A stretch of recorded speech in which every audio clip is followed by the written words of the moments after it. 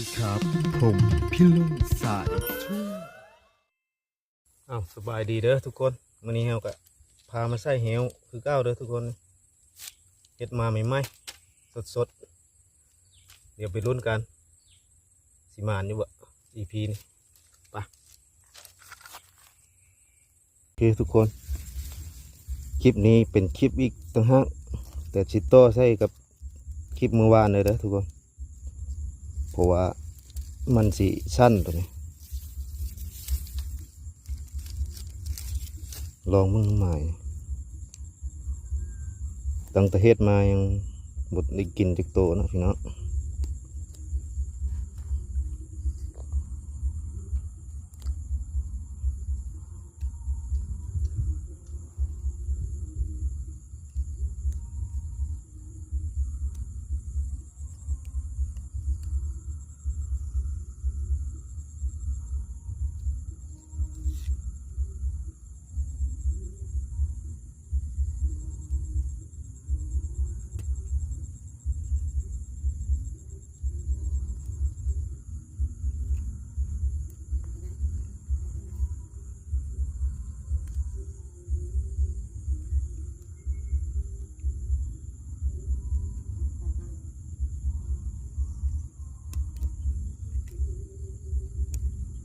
ยากอยู่